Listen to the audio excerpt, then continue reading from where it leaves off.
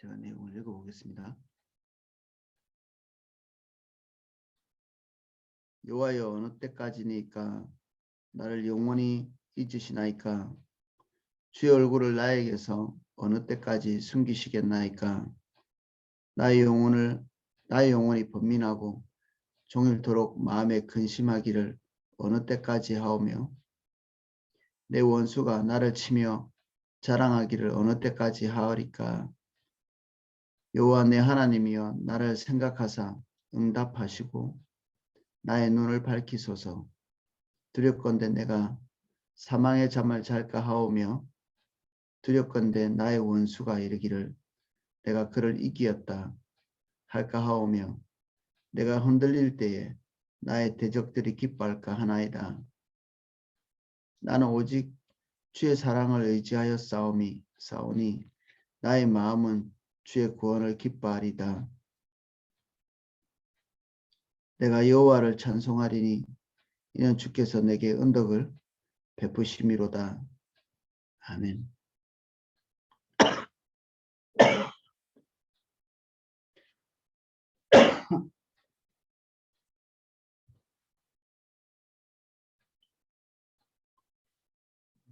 (1절입니다)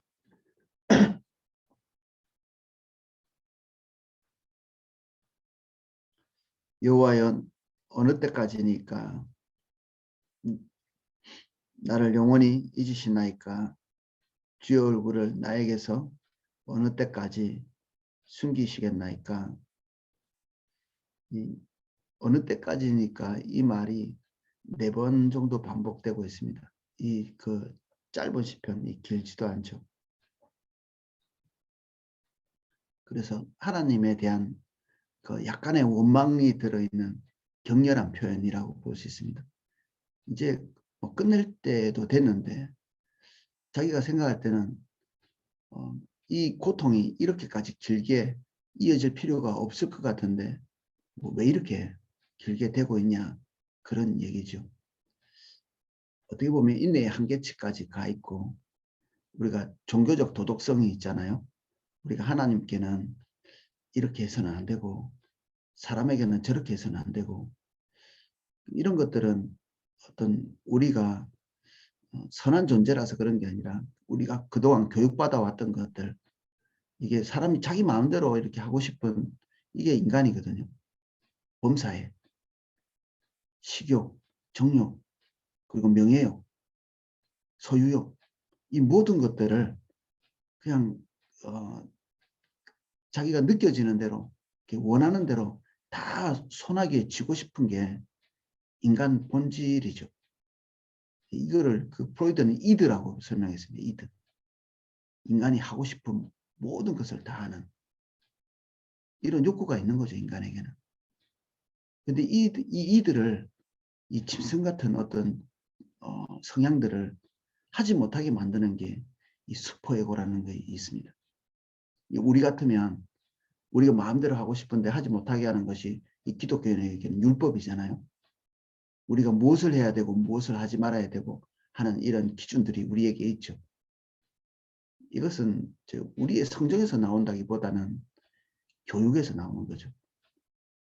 그리고 우리의 경험치에서 나오는 것이고, 그리고 우리를 지도하는 지도자들이 우리에게 가르쳐 준 것이고, 워낙 이런 것들을 교육받다 보면 우리 행동이 저절로 그냥, 그리고 우리의 생각이 그 테두리 안에 딱 갇혀 있죠. 우리 짐승처럼 살지 못하게 딱 잡습니다. 그래서 이것이 세상을 어느 정도 유지하고 지탱한다고도 볼 수 있습니다. 하지만 이 슈퍼에고나 우리가 말하는 율법, 이것들은 우리를 온전하게 지탱해 주지는 못하거든요. 우리의 본질을 바꾸지도 못하고요.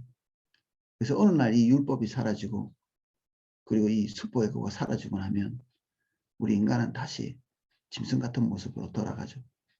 우리가 통제력을 잃었을 때, 전쟁 같은 거 나오면 우리가 이런 것들을 지킬 수 있는 그런 법들, 감시하는 감시들, 이런 것이 싹 사라지고 나면 지금 우리 우크라이나 전쟁에서 보는 것처럼 인간이 짐승과도 똑같이 이렇게 행동하는 것들을 우리가 보잖아요. LA에 옛날에 폭동 같은 거 일어났을 때 평소에는 점잖았던 사람들이 뭐 다 도둑놈이 돼가지고 행동을 하는. 우리가 이런 것들이 사라지고 나면, 그리고 우리가 우리 스스로 통제하기 어려운 술을 마신다든지 아니면 잠을 잔다든지 이럴 때는 인간 본성이 이렇게 드러나게 돼 있죠. 그래서 평소에는 하지 않았던 것들을 꿈속에서는 하고, 그리고 평소에 하지 않았던 말, 하지 않았던 행동들, 이 술에 취한 사람들이 막 이렇게 하면서 실수하는, 그거는 실수한 게 아닙니다. 술 먹고 실수하는 거 이런 얘기를 하는데 술 먹고 자기 본질이 나온 것입니다. 그리고 꿈꿀 때 뭐 회개한 걸 꾸잖아요. 우리의 본질입니다. 그것이. 폭동이나 전쟁이나 이런 걸 통해서 인간의 그 본질이 나온 거죠. 지금 다윗, 이 시가 다윗의 시라고 되어 있는데, 이 다윗이 하나님 앞에서 어느 정도 이렇게 교육받은 이 율법이 하나님께 해야 되는 이 올바른 태도, 이런 것들을 넘어서고 있는 것을 볼 수 있습니다. 사람은 누구나 이럴 수밖에 없는, 사실은 다윗은 좀 점잖다고 볼 수 있습니다. 이 정도 되면. 욥은 어땠나요? 사실은 이 다윗보다 더 격렬한, 하나님께 대해서 딱 격렬한 항변을 하고 있는, 하나님을 주목해서 뭐 갈 때까지 가는 거죠. 인간이 하나님이 계시다는 사실을 알고, 하나님이 어떤 존재라는 것을 알고, 하나님이 얼마나 크시다는 것도 알고 있으면서도 하나님 앞에서 이거 뭐 체면을 차리고 주님을 존중하고 뭐 이런 것도 그냥 다 없어져 버린 그런 상태. 욥이 처했던 그런 궁지에 몰려있는, 자기 마음속에서 하나님을 향해서 원망하고 싶은 모든 종류의 원망을 그냥 다 쏟아내는, 뭐 인간이 부족하다는 걸 다 알면서도 내가 부족한 것이 뭐이냐, 부족한 거 맞긴 맞지만 내가 이렇게까지 힘들 필요가 있느냐, 이런 얘기를 욥은 하죠. 다윗도 어느 정도는 그런 선을 넘어가고 있다고 볼 수 있습니다. 나를 영원히 잊으시나이까, 뭐 율법적으로는 다 알죠. 하나님 우리를 잊지 않으신다는 것, 전능하시다는 것. 그런데 자기가 체감하기에 하나님이 마치 자기를 잊어버린 것 같다는 얘기입니다. 주의 얼굴을 나에게서 어느 때까지 숨기시겠나이까. 하나님이 무책임한 존재처럼 하나님께 하나님을 고발하는 것 같이, 당신이 이렇게 무책임해도 되는 것입니까? 뭐 이런 얘기를 이런 식으로 표현한다고 볼 수 있습니다. 하나님이 굳이 일부러 필요도 없는 고통을 나에게 지나치게 가하고 있으면서 구원해 줄 것 같지 않은, 하나님이 신실하지 않은 것 같은 그런 자기의 마음을 그냥 그대로 쏟아놓고 있는 거죠. 도대체 어떤 고통일까? 어떤 주석은 보니까 이게 질병에 걸렸을 거다, 뭐 이런 얘기를 하고 있습니다. 뭐 사람이 인생에 한 번 살면서 이런 중대한 질병 한 번 안 걸리고 지나가는 사람이 없기 때문에 어느 정도 이해가 됩니다. 그래서 어떤 주석에서는 아마 사울에게 쫓겨가는 그 절박한 궁지에 몰린 그런 때일 것이다. 뭐 여전히 추측해 볼 수 있는 거죠. 근데 뭐 어떤 고통인지 뭐 정확하게 나열해 놓고 있지는 않지만 그 모든 것을 다 포함하는 것일 수도 있죠.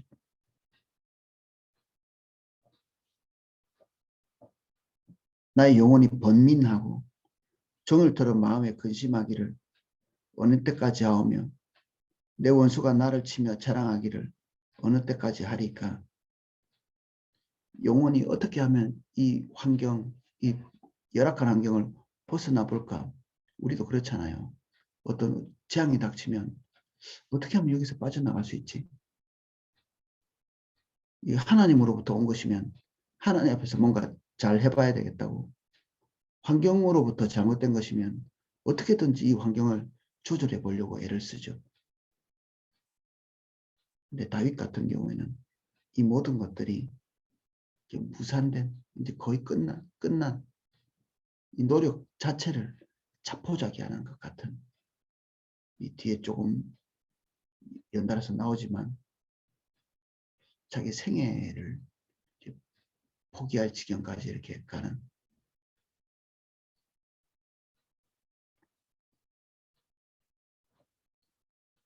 내 원수가 나를 치며 자랑하기를 어느 때까지 하리까.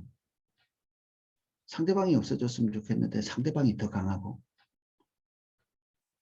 나와 대립한 존재가 사실 내가 안갚음을 하고 심판을 받아야 되는 그런 것인데 도리어 그는 더 강해지고 나는 쇠약해지는, 어떤 주석에서 말한 것처럼 이것이 인간 본질에 대한 원수라면 죽음, 인간에게 닥치는 재앙, 이런 것들이 하나님에 의해서 압도당하고 제압을 당해야 되는데 우리가 하나님께 구하면, 근데 하나님께 아무리 구해도 인간에게 닥치고 있는 이 어려움들이 도무지 제어되지 않고 일반 하나님을 믿지 않는 사람에게 닥치는 것처럼 마음껏 내 삶을 유린하는 그런 상황. 구체적인 원수가 있을 수도 있고 구체적인 원수가 보이지는 않지만 내 삶이 어쨌든 고통 속에 빠져들어가는 그런 상황. 이 다윗의 상황입니다. 여호와 내 하나님이여 나를 생각하사 응답하시고 나의 눈을 밝히소서. 두렵건대 내가 사망의 잠을 잘까 하오며 두렵건대 나의 원수가 이르기를 내가 그를 이겼다 할까 하오며 내가 흔들릴 때에 나의 대적들이 기뻐할까 하나이다.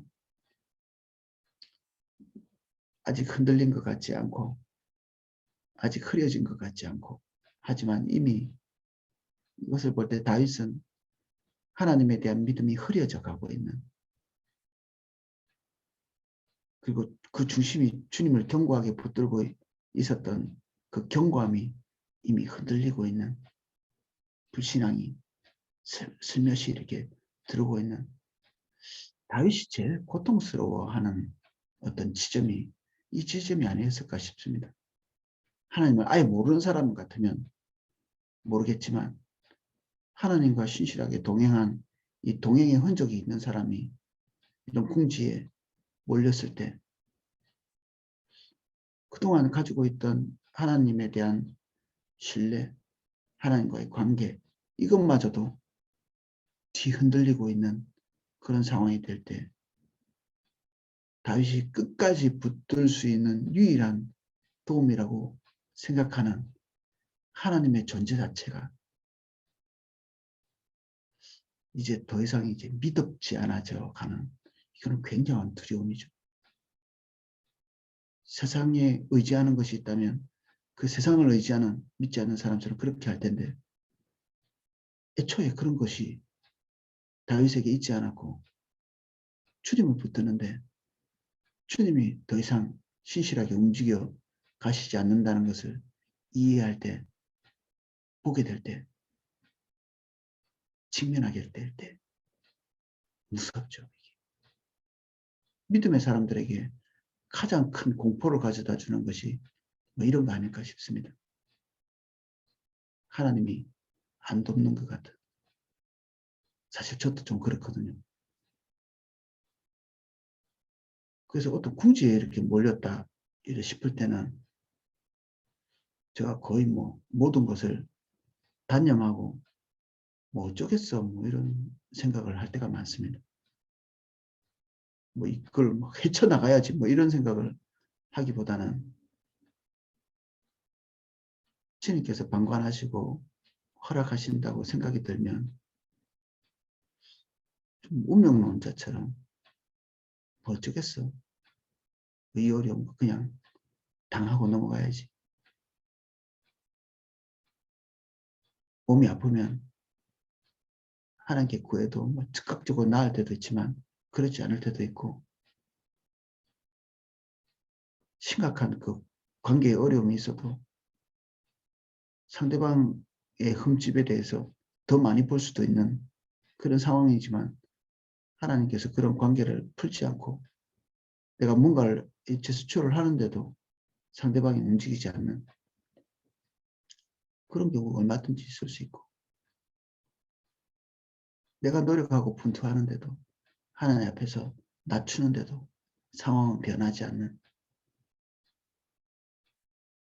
그러면 이제 우리가 생각하게 되는 것은 자연스럽게 하나님이 나를 안 돕나 버리셨나 하나님께서 마치 직무를 유기하는 것처럼 그리고 이방신들처럼 그냥 사람들이 생각해낸 추상적인 신에 불과한 그런 지경까지 빠져들 수도 있겠죠.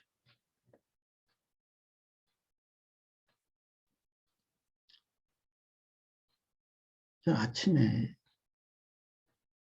이런 생각이 들었습니다. 왜 하나님의 사람들이 일정 기간 동안에 아무리 몸부림쳐도 빠져나올 수 없는 고통 속에 들어갈까? 요셉이 그랬죠. 일정 기간 동안에는 몸부림치고 발버둥 치는데도 아버지 집에 있을 때는 아버지한테만 잘 보이면 되고 그가 가지고 있는 총력을 다 해서 아버지의 마음만 사면 모든 게 다 풀렸거든요. 형들이 뭐 자기를 무시하든지 뭘 하든지 간에 아버지가 정권을 다 가지고 있는 존재인데 그분 앞에서만 잘하면 되지 않겠어요? 누가 핵심적 존재인지를 알고 그 사람만 붙들고 있는 요셉의 평생에 그런 행동이 그대로 있죠. 보디발 앞에서 그리고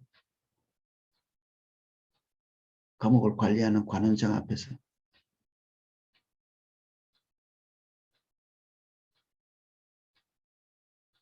애굽의 왕 앞에서 나쁜 것은 아니겠죠? 나쁜 것은 아닙니다.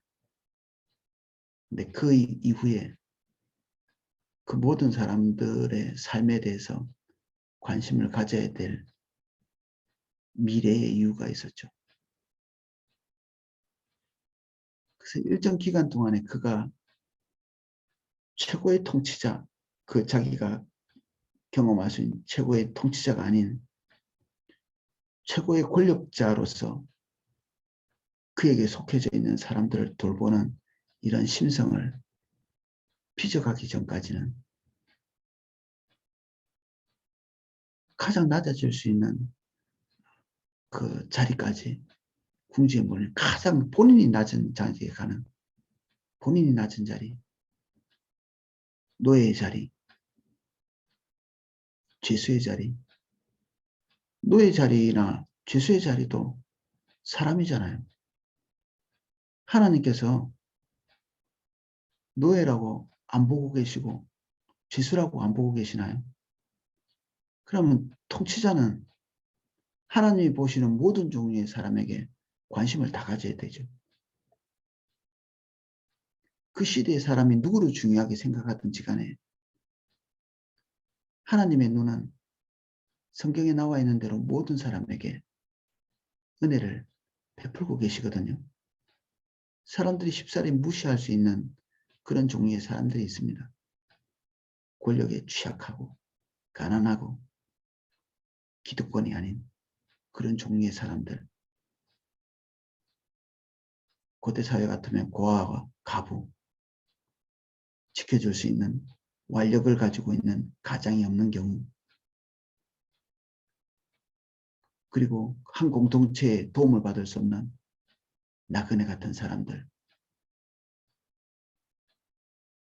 자기 재산권이 없는 레위인들, 뭐 이런 종류의 사람들은 얼마든지 그 사회에서 무시당하거나 그리고 착취당하거나 핍박을 당할 수 있는 여지가 있죠.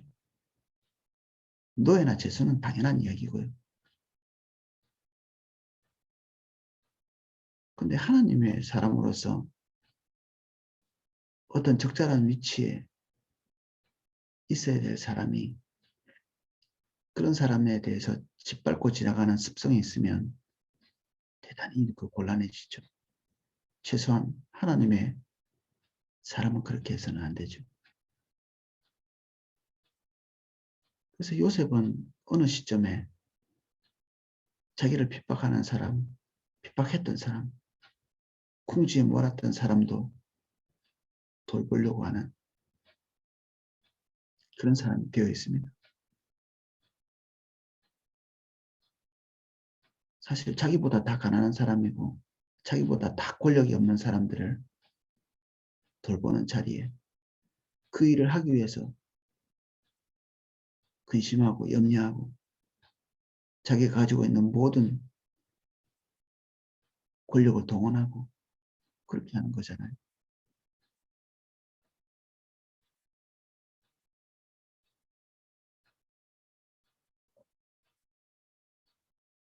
에스더는 왜 부모를 잃어서 삼촌 손에서 자랐을까?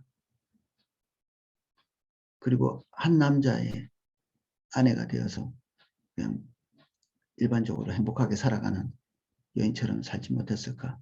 왕의 부인이 됐기 때문에 행복했을까? 어림도 없는 소리입니다.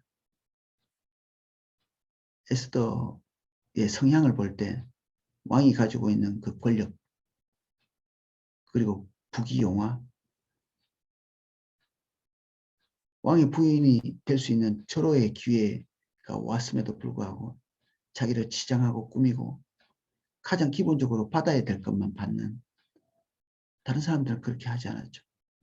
그 자리에 갔을 때 누릴 수 있는 모든 것들을 그냥 최대한 누리는, 기회가 왔을 때 그냥 그것을 얻기 위해서 몸부림치는 그런 사람들처럼 행동하지 않은 것들을 볼 수 있죠. 이미 살아가는 것만으로도 족하다. 생존만으로도 족한, 더 바랄 것이 없는, 그렇게 중요한 존재로서 뭐 딸처럼 키워준 사람은 있었지만 뭐 눈칫밥 먹으면서 자랐겠지 뭐. 부모처럼 편한 사람이 있나요? 늘 마음이 불편한, 그 자리에 섰지만 모든 것을 다 휘두를 수 없는 피해자, 어떻게 보면 권력을 갖지 못한 자, 그렇게 훈련되어지지 않았다면 에스더가 자기 한문 보존할 수 있는 상황인데도 그 민족에 대한 고통, 아픔, 소외된 사람들에 대한 생명에 대한 긍휼, 이런 것들을 가질 수 있었을까?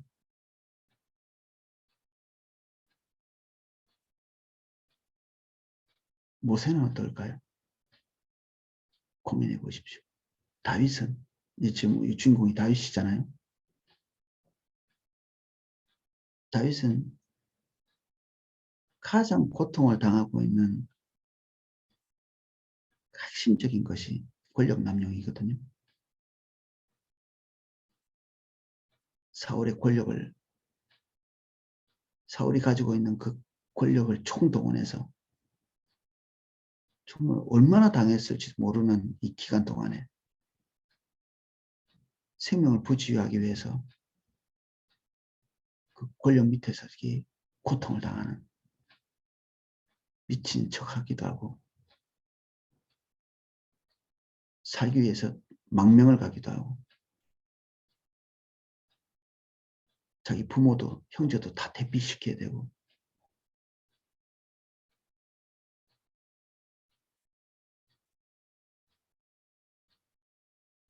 앞으로 다윗에게 가장 필요한 도덕성은 하나님이 자기에게 주신 권력을 남용하지 않는 것이었습니다.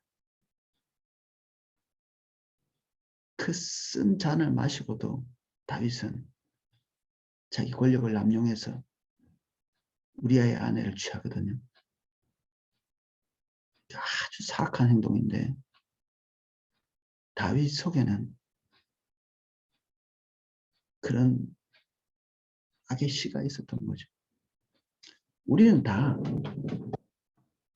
일정 기간, 일정 분량만큼 하나님의 일을 할 수 없는 어떤 성향들이 있습니다. 하나님의 일을 할 수 없는. 장차 우리에게 맡겨줄 하나님의 비전과 관련되어 있는 그런 것이 우리에게 올 가능성도 있고요.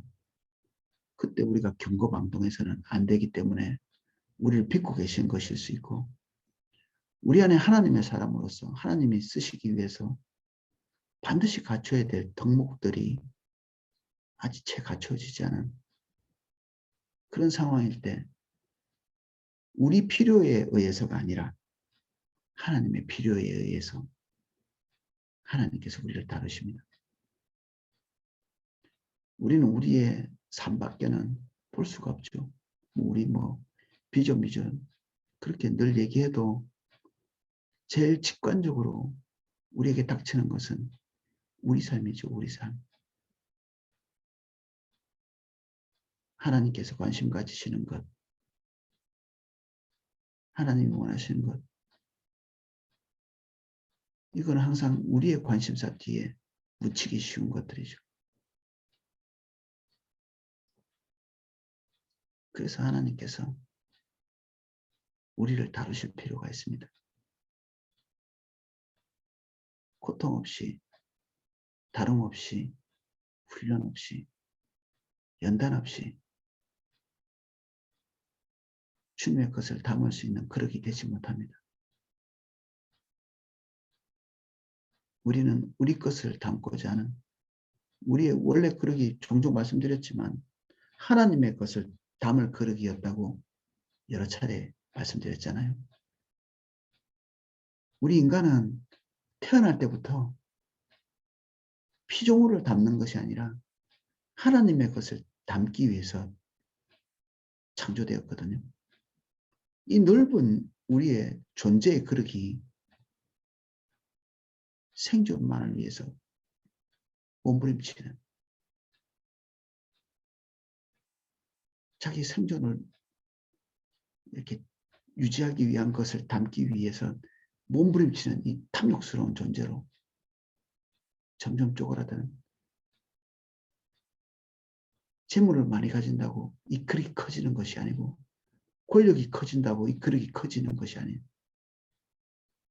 우리의 존재의 그릇이 작기 때문에 우리 손에 무엇이 잡혔든지 간에 우리가 그것을 가지고 결국 우리의 만족을 위해서 살 수밖에 없는. 근데 이것을 하나님께서 고통과 연단을 통해서 넓히시는 것입니다. 그릇을 키우시는 거죠. 하나님 뜻에 합당한 존재가 되기 위해서 우리를 다루시는 것입니다. 아침에 저 자신에 대해서도 생각해 봤는데 나는 지금 현재는 딱히 고통이 없습니다. 제가. 근데 제 삶에 가장 큰 고통이 무엇이었는가 이렇게 생각해 볼 때 이 지도자의 무분별함, 무책임함 그런 것 때문에 고통을 가장 많이 당했더라고요. 무책임. 제가 저 자신을 이렇게 볼 때 좀 무책임한 게 있는 것 같아요. 저 자신이. 대단히 개인주의적이고 근데 하나님께서 주신 은사는 긍휼, 사랑, 끝까지 책임지는 것, 그냥 지나가지 못하는 것. 고달픈 일일 텐데 거기에 개입하는 것. 이런 것들이 하나님으로부터 단련되지 않으면 죄를 할 수 없는 거죠. 뭐 목회를 하다가 뭐 1, 2년 하다가 어려움 닥치면 도망치고 처자식 이게 돌봐야 되는 사람이 무책임하게 집에 필요한 것도 공급 안 하고 자기 원하는 것, 자기 감정 충실하고 자기 필요에만 충실한 그런 가정이 돼가지고 뭐 어디다 쓰겠습니까 우리가. 회사 직장 사장님인데 리더인데 뭐 자기 이득에만 급급하고 자기에게 딸려있는 사람에 대한 미래를 생각하지 않는다. 그래가지고 어떻게 하나님의 뜻을 다 받들고 살겠습니까?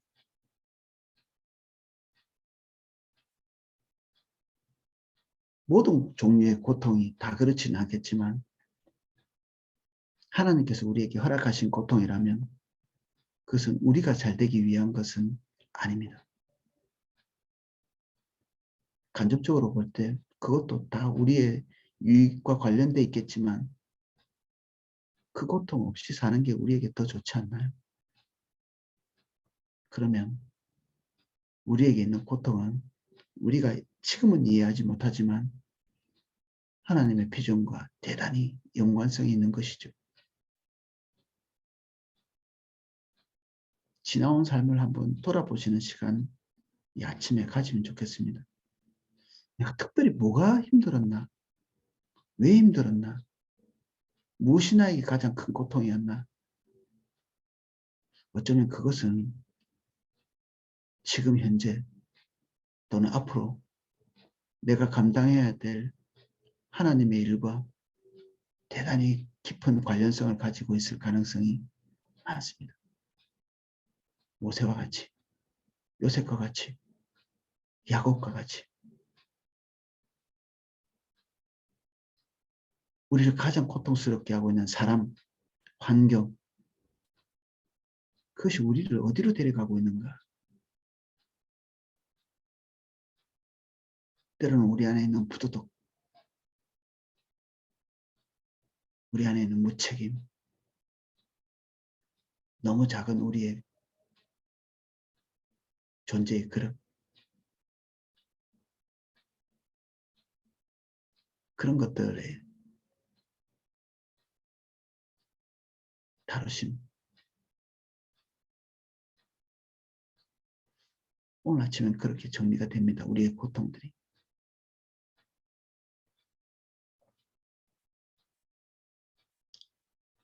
나는 오직 주의 사랑을 의지하여 싸우니 나의 마음은 주의 구원을 기뻐하리이다. 목적 없는 고통은 없기 때문에 목적을 이루고 나면 고통이 사라집니다. 목적 없는 고통은 없다. 그래서 낫게 해주세요 보다는 이 고통의 목적이 무엇입니까? 그것을 아는 것이 지혜죠. 어떨 때는 하나님께서 대답하시지 않을 수 있습니다. 우리의 질문에 대해서 하나님께서 정보를 통해서 그래 이거 때문에 고통을 당하고 있어라고 탁 얘기해 줄 수 있지만 우리가 그것을 듣는 순간에 그것을 납득하지 못한다면 하나님의 음성을 들은 것이 아닙니다. 때로는 하나의 음성을 듣기 위해서 10년, 20년, 30년 이 혹독한 세월이 필요할 수도 있습니다. 어느 날 하나님으로부터 들리는 이 정보가 아니라 자기의 존재로서 하나님의 뜻을 이해하게 되는 내 삶의 고통이 이것 때문이었구나. 역시 하나님이 선하시다. 하나님이 내 삶에 선한 일을 하셨다. 우리는 정말 이게 바다에서 금방 꺼내놓은 고등어처럼 펄떡거리고 하나님 앞에서 격렬하게 말할 수 있습니다.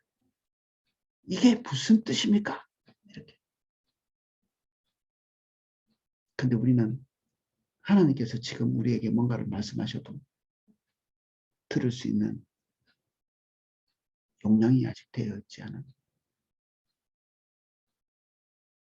쉽게 질문할 수 있지만 하나님의 음성을 듣는 데는 세월이 필요합니다.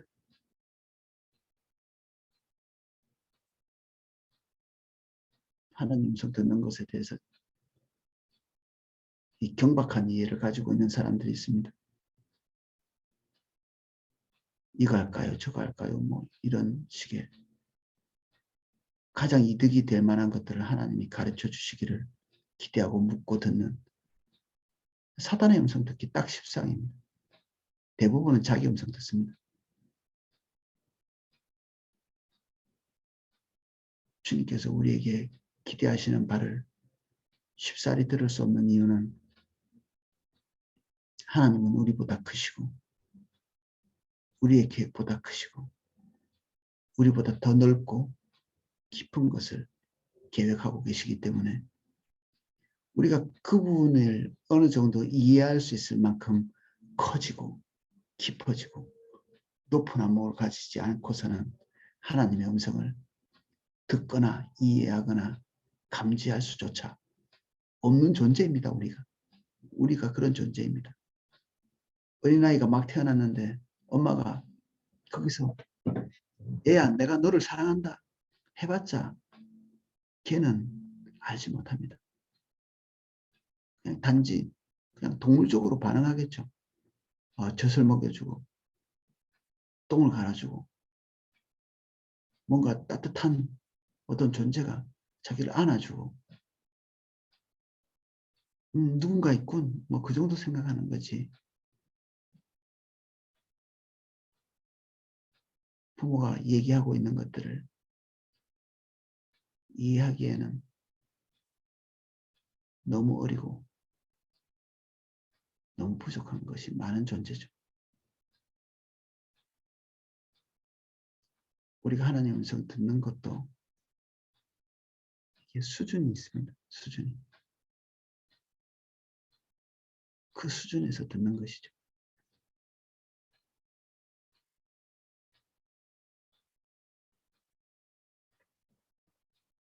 내가 여호와를 찬송하리니 이는 주께서 내게 언덕을 베푸심이로다. 사실 이게 온 것 같지는 않습니다. 이 시편의 정황을 볼 때 하나님을 찬송할 만한 그런 결과물이 아직 온 것 같지는 않습니다.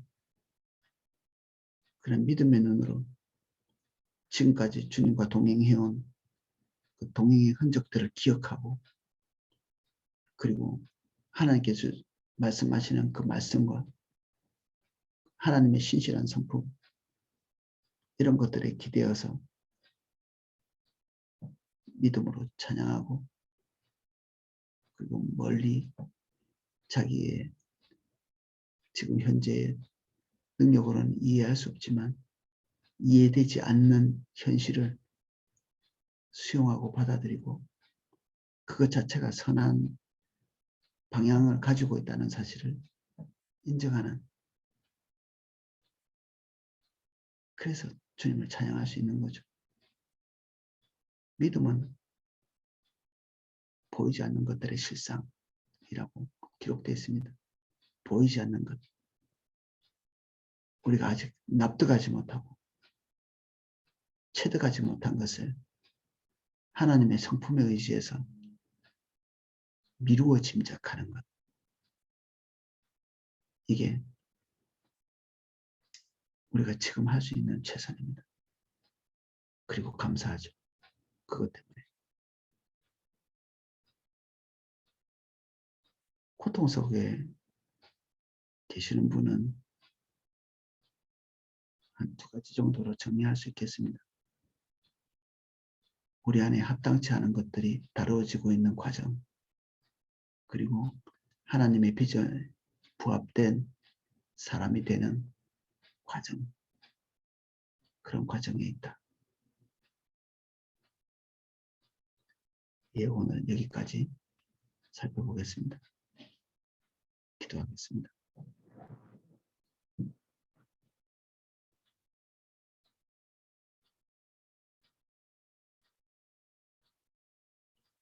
우리가 납득하길 원하지만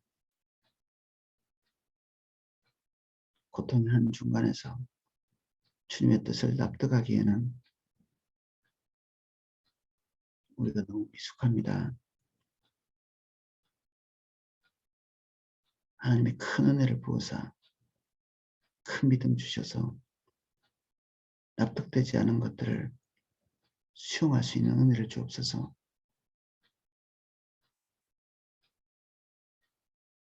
지금까지 하나님께서는 우리에게 신실하셨고 앞으로도 그렇게 하실 하나님이시기에 우리 주님 신뢰합니다. 하나님은 실수하지 않기 때문에 지금 현재 우리에게 닥쳐오고 있는 다소 불행한 느낌의 일들이 선임을 시인합니다. 주님은 실수하지 아니하시고 우리에게 차선책을 제시하지 아니하십니다. 주님은 선하신 아버지이십니다. 주님 신뢰합니다.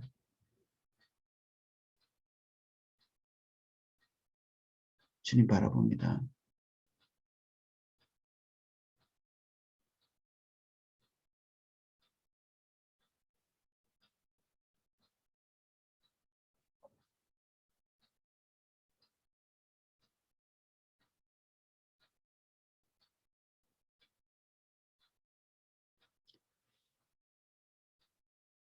주님께 달려가게 해주십시오.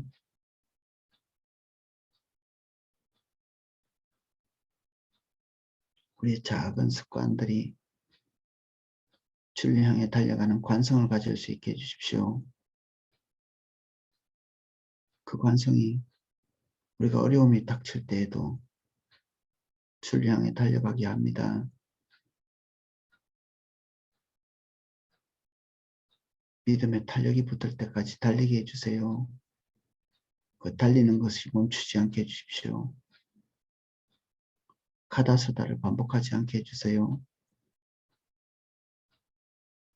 믿음의 걸음이 멈추지 않게 해주십시오. 여기 모인 한 분 한 분을 예수님 이름으로 축복합니다. 특별히 이해하기 어려운 장기간의 고통 가운데 있는, 그리고 끝나지 않을 것 같은 고통 속에 들어와 있는 외로움과 고독함과 육신적인 고통과 관계적인 고통, 그리고 그것을 넘어서서 영적인 소외감,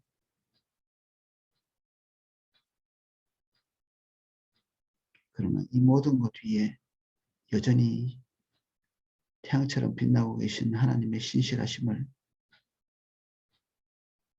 믿는 믿음 주십시오.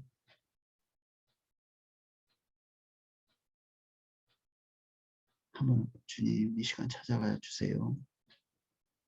위로해 주십시오. 격려해 주십시오. 사람은 우리 위로가 되지 못하고 환경이 우리의 답이 되지 못합니다.